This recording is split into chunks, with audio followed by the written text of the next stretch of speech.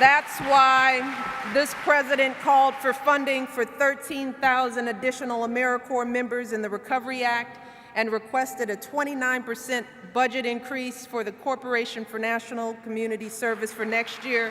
This is the first step to increasing AmeriCorps to 250,000 volunteers.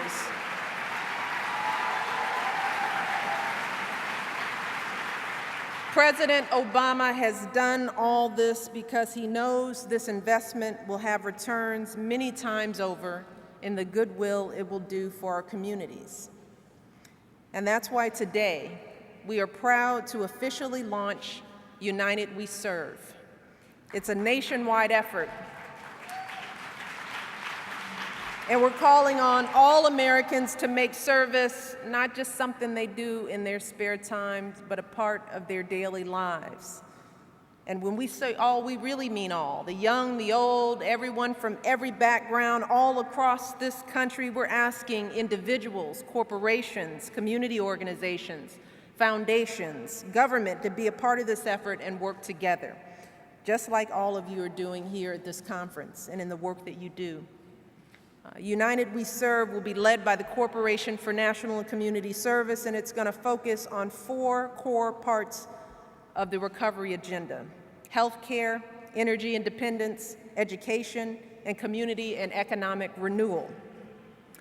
Everything from organizing carpools and bike-to-work programs, to reading to children and registering folks for library cards, or organizing community health drives and working with senior centers to promote exercise, to collecting and delivering food for families in need. You name it, it's a part of this call.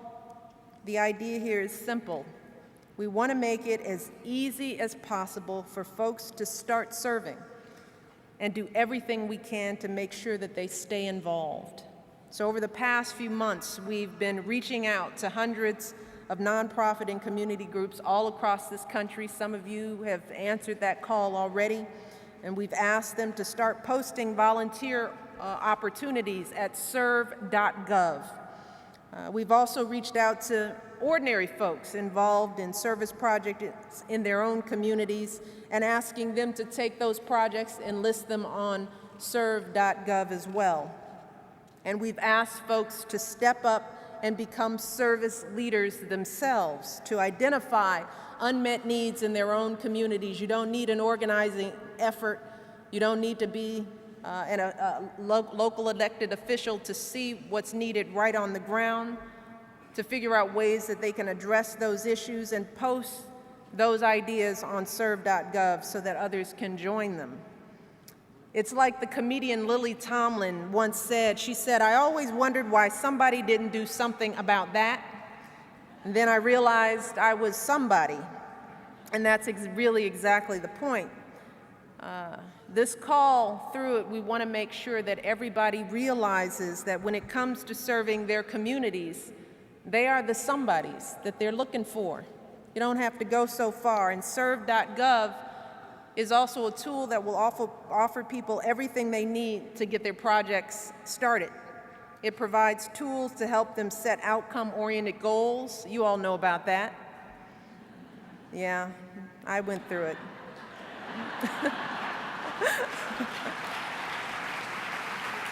And to track the impact that they're having. You gotta have that impact, right? And it allows them to connect with others in their area who want to organize around the same issue and to share stories and best practices. And today, I and several members of the President's Cabinet, we fanned out across this country participating in service projects ourselves. And we're asking people to go to serve.gov to search for projects in their area and sign up and pitch in. Even if you only have a few hours, you all know it doesn't take much. You don't have to be the overachiever on this, right? A few hours a day, a few hours a week can really make a difference. You don't need any special skills or talents or experience. You just need to show up and do your part. And the first phase of United We Serve is going to run from the summer through September 11th, which will be the National Day of Service and Remembrance. And while that day will be the culmination of this effort, it's by no means the conclusion. It's just the opposite, actually. On that day, we're going to honor those whose lives were lost 8 years ago, and in their memory, we'll renew our commitment to keep serving and to make service a habit of citizenship. So in a way, this summer is really just a preview of what's to come, the first step in our work to create a new era of civic engagement all across this nation. And already we're seeing people from all different sectors answering the call to carry this forward. And today I'm also pleased to announce one outstanding example of that, an initiative created by the Entertainment Industry Foundation, an organization that harnesses the power of Hollywood to raise awareness of and money for pressing social causes. This foundation has enlisted the 4 major networks, ABC, CBS, Fox, and NBC, to take part in a week-long television event in support of national service. It's going to be a great thing This is really exciting. During the week of October 19th, these and other networks are going to include service themes and plots in our favorite TV programs, showing the celebrities that we love getting involved to serve their community. Isn't that cool? The idea is to emphasize for viewers across the country that service is part of who we are as Americans, and to highlight the power of service to make a difference in people's lives. And we need to give the foundation a round of applause for this effort. It's going to make a big deal.